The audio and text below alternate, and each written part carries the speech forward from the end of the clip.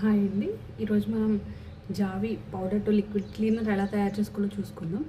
మనకి కావాల్సింది ఈ ప్యాకెట్ అనమాట. దీంట్లో గ్రాన్యూల్స్ ఉంటాయి అండ్ ఒక wide mouth bottle, 1/2 litre of water, ఏదైనా ఒక లాంగ్ థింగ్ మనం ఈ డిజాల్వ్ చేసుకోవడానికి కలుపుకోవడానికి కావాల్సింది. సో ఈ ప్యాకెట్ అప్పుడు నేను ఓపెన్ చేసేసి దీంట్లో వేసేస్తానండి.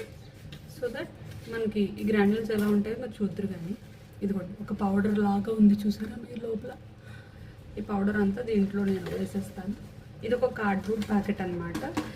దీనివల్ల మనకి ఎలాంటి ప్లాస్టిక్ ప్యాకేజింగ్ వేస్ట్ అవ్వదు. ఇది కంప్లీట్గా దీంట్లో డిజాల్వ్ చేసేసాక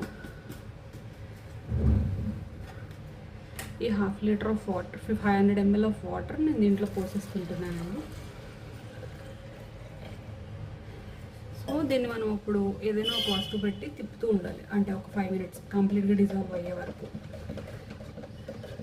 తిప్పిన తర్వాత మనం దీన్ని ఒక 8 to 12 hours అలా పక్కన పెడితే మనకి క్లీనర్ రెడీ అయిపోతుంది. ఇప్పుడు నేను యూజ్ చేసిన టాయిలెట్ క్లీనర్ అనమాట.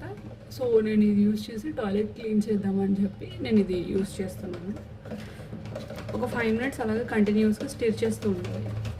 అలాంటి బ్రాండ్స్ వల్ల మనకి ఏమవుతుంది అంటే, మనం యూజ్ చేసినప్పుడు అయ్యో మన వల్ల ఒక ప్లాస్టిక్ బాటిల్ అలానే పడి ఉంటుంది నేచర్లో అనే ఒక గిల్ట్ ఉండదు.